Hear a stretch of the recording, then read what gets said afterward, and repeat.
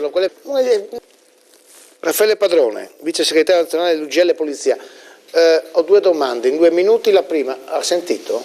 Sì, beh, come lei non ho parole, direttore, allora possiamo attenderci qualche omicidio in casa, qualche omicidio in casa, qualche omicidio in casa. Bisogna bastonare la moglie, sì, è normale. Qualche omicidio in casa possiamo attendercelo, aspettare, ce ne sono anche qua a Pordenone, no? È già accaduto, quindi di cosa stiamo parlando? Esatto, di cosa stiamo parlando? Quindi, mamma e figlia uccise. Sì. Bisognerebbe entrare nelle case e vedere i cadaveri quando succedono queste cose per rendersi un po' conto di che situazione si trova. Guardi, le stiamo cambiando discorso, stiamo proponendo questa domanda: codice identificativo sulla divisa delle forze dell'ordine. Dicevo che i grillini, Grillo, Movimento 5 Stelle, cerca di approvare un emendamento per obbligare le forze dell'ordine a portare sul petto un codice identificativo che li renda riconoscibili. Già il fatto che ci siano bastardi che si presentano a manifestazioni democratiche con i volti travisati, con i caschi e tutto, quelli non si possono identificare, no? Perché sono gli avvocati che fotografano. No, i poliziotti devono essere identificati. Stiamo vivendo... Allora, perché dicono, ma negli altri stati europei? Sì. Ma negli altri stati europei la polizia ha mani libere.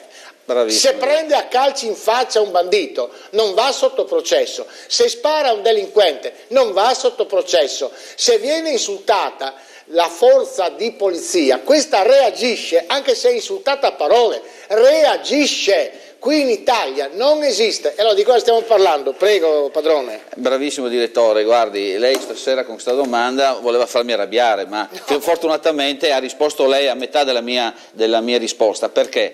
Perché io potrei anche, allora, a prescindere che se qualcuno vuole sapere chi è di servizio, basta che si vada a leggere l'ordine di servizio, che il procuratore chieda gli atti, come fa per altre situazioni gravose, chieda all'ufficio preposto chi è in servizio e si sa chi è in servizio. Benissimo. Numero 2, se non abbiamo niente da nascondere non abbiamo problemi a mettere il numerino, giusto? Ma allora permetteteci anche di mettere la famosa telecamera per guardare. Poi si sono accorti però, direttore, di cosa? Che se mettiamo la telecamera poi per ripararci dai colpi di quei bastardi dobbiamo alzare lo scudo e quindi non si vede più nulla. Mi sembra una grandissima cazzata, si può dire cazzata? Sì. Diciamo cazzata, perché come diceva lei, perché noi allora non possiamo immediatamente bloccare e arrestare e mettere dentro nelle carceri, ingrandite le carceri, fate quello che volete, quelli che arrivano già mascherati, cioè io devo dire chi sono. Io metto anche il nome e cognome sulla divisa, quando so che dall'altra parte c'è una persona con la sua faccia, noi facciamo le nostre riprese con le nostre telecamere e nulla è.